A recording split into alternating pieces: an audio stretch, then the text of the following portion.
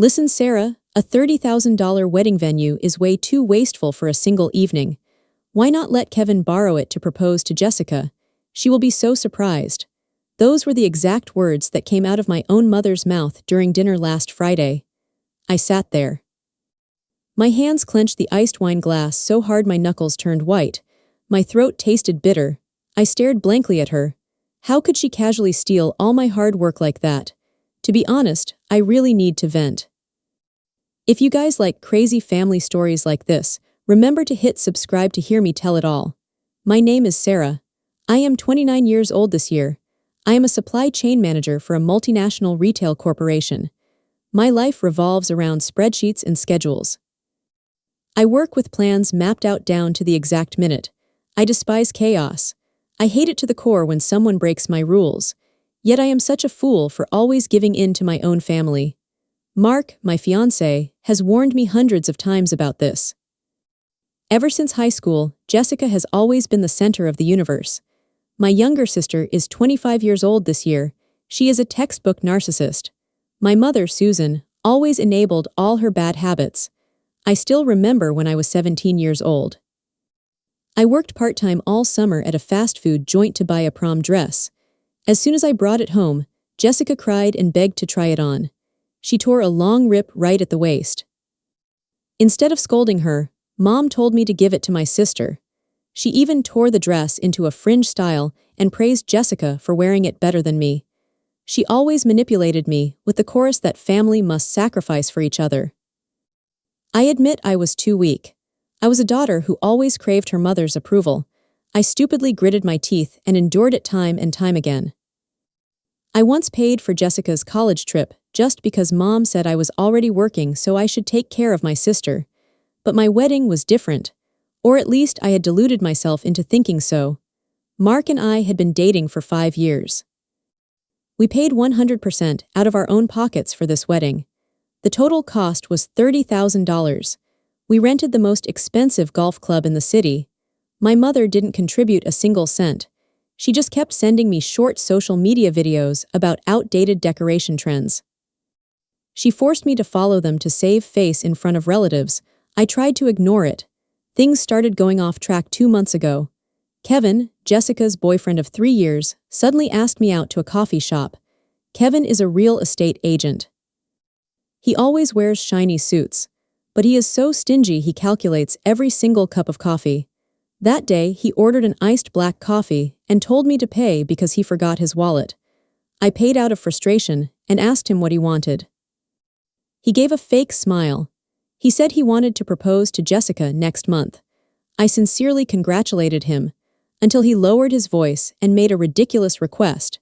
He said he saw that I hired a videography and photography crew for $4,000 for the wedding reception. He asked to borrow that crew for about 15 minutes. He wanted to do it while the wedding reception was ongoing. He wanted them to capture the moment he knelt down in front of Jessica. At that time, I was too soft-hearted. I fell into my damned mistake all over again. I thought 15 minutes probably wouldn't hurt. I agreed on one condition. He had to do it in the garden corner. He had to stay away from the main stage of Mark and me. But you know, giving in to a cunning freeloader is digging your own grave. A few weeks later, I received a call from the wedding floral designer. The staff reported that someone named Kevin had just called. He requested to change my entire white rose arch into pink peonies. The reason was because that is Jessica's favorite flower. I got furious and called Kevin directly. He nonchalantly replied to me with a condescending tone. He said he was going to propose there anyway. He said changing a few flowers to fit the setting wouldn't kill anyone. I started feeling suffocated by this blatant intrusion. I hung up and complained to my mother. I naively hoped she would side with me for once. In return, she scolded me for being selfish. She said Kevin was saving money to buy a Tesla car for Jessica. She said he just had to borrow a bit of space. She said I was the older sister, yet bickered over every single flower branch with my younger sister. My silence and weakness at that time pushed everything to the abyss. The peak of nastiness happened on that exact fateful Friday night. It was only 2 weeks away from my wedding. Mom invited Mark and me over for dinner. She acted very cheerful. She poured wine, smiled, and threw that bomb right in my face. She said instead of letting Kevin sneakily propose in the garden, why not use the big stage? She wanted Kevin to step up onto the main stage right after Mark, and I cut the cake. She said that would make everyone amazed. She even shamelessly told me to pretend to drop the wedding bouquet into Jessica's hands. She said that would create the real element of surprise. I stared at her blankly. I said no. My voice trembled with grievance, but my mother changed her tone to a threat instantly. She slammed her hand on the table. She said if I didn't help my sister have a grand proposal night, she wouldn't bother attending my wedding. She threatened to tell all relatives that I am a cold-blooded older sister. She would gossip that I am jealous of my sister's happiness. I turned to look at Jessica. She was sitting scrolling through her phone on the sofa. She smirked triumphantly. She even had just posted a short video on social media. She wrote a caption that there would be a huge life-changing surprise at the end of this month. I felt hot blood rushing to my brain. They regarded my $30,000 wedding as a free stage. A stage prearranged solely for their vanity. They had no respect for Mark or me. That moment, I suddenly realized how wrong I had been throughout my 29 years. I took a deep breath. I swallowed the lump in my throat. I stopped being a fool. I put on a smile that I swear was the most fake in my life. I gently nodded. I told my mom she was right. I said family comes first, and I would let Kevin use the main stage. My mom smiled radiantly. She hugged me as if I were the best child in the world. Kevin let out a sigh of relief. He patted Mark's shoulder affectionately as if we were close brothers. Mark looked at me with unbelievable eyes. His jaw dropped, but he knew me well enough to stay silent right then. As soon as we got in the car to leave, I cried my eyes out. I sobbed over the steering wheel, but those tears weren't out of sadness. I cried because I knew how ruthless I was about to become. I would ruin everything. The next morning, I didn't go to work. I sat cooped up in my home office. I opened up my spreadsheet. I am a supply chain manager after all. Canceling or redirecting a project is my specialty. I picked up the phone and called the golf club manager directly. I said I wanted to keep the empty hall on that day. But I canceled all catering services. I don't need lobsters. I don't need steaks. I called the event design team. I canceled all fresh flowers. I asked them to clear everything out, leaving only a bare wooden flower arch. The band, the photographer, the expensive wine, all were mercilessly canceled. Thanks to the flexible contract terms I had carefully negotiated beforehand, I got back more than half of my deposit. I didn't notify any guests in my family, but I secretly sent a private email to the closest friends of Mark and me. I told them the wedding was canceled. Instead, I invited them to a small party celebrating our marriage registration at the end of the year. Next, I pulled out our honeymoon plane tickets to Italy. I opened my laptop and went online. I paid extra fees to change the flight date earlier by exactly 1 week. Meaning we would take off on the exact night the wedding was supposed to happen. I silently packed my luggage. I packed it full of summer clothes and my brightest dresses. Mark fully supported me. He even chuckled gleefully when helping me call to cancel the luxury car rental service. Throughout those 2 weeks, I still played the role of an obedient bride manipulated by her family. I still replied to messages in the family group chat. I even pretended to discuss where Jessica should stand so the stage lighting would hit her best. My mother still shamelessly sent the bill for a sparkly sequin dress for Jessica. She told me to pay for it because I was paying for the whole party anyway. She said one more dress was nothing. I just quietly gave a heart to that message and ignored it. I didn't transfer a single dime. Then the big day arrived. It was a Saturday.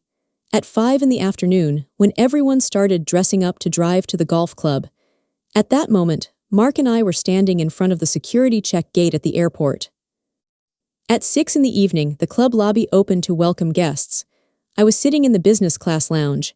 I picked up my phone and started the finishing plan. I opened the family group chat. The group had Mom, Jessica, Kevin, and several elderly relatives present. I sent a photo of 2 pairs of plane tickets. The tickets clearly showed the destination was Italy. I sent along a photo of Mark and me clinking champagne glasses. After that, I drafted a long exposed message. I exposed everything without missing a single detail. I wrote that I apologize for not being present at my own wedding. I wrote that because Mom and Kevin had planned Jessica's proposal so in detail, I decided to entirely cede the hall to the two of them. I called Kevin out by name in the message. I added that I had saved him the stage rental fee, but he would have to pay for electricity, water, and buy food for the guests himself, because I had canceled everything completely. Finally, I stabbed a fatal blow into Jessica's vanity. I congratulated her.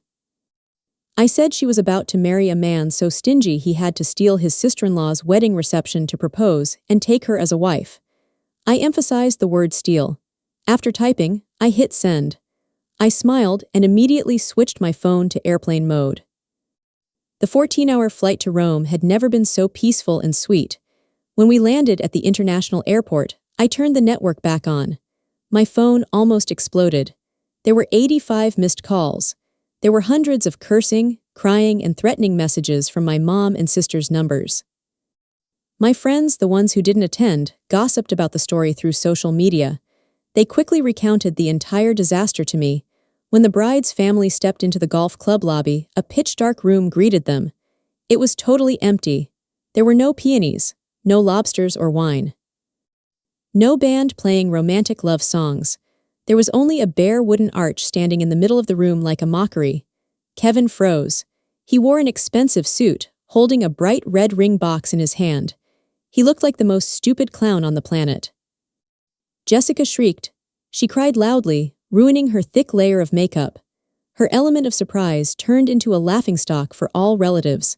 My mother frantically called the manager demanding food to be served out. But of course, no staff served a canceled contract. Relatives from both sides whispered back and forth. Someone even walked up and sneered right in front of Kevin. No stage lighting, no celebratory applause. Their proposal died prematurely right in utter humiliation. As soon as I finished reading, I blocked the numbers of my mom, Jessica, and that cheap wannabe brother-in-law. I didn't want to hear any more excuses. Currently, I am enjoying an espresso by the Trevi Fountain in the capital of Italy with my wonderful husband. They wanted a free wedding venue, and I gave them exactly an empty venue. Now I feel extremely comfortable. There is not a single ounce of regret in my head. If it were you, would you do like me?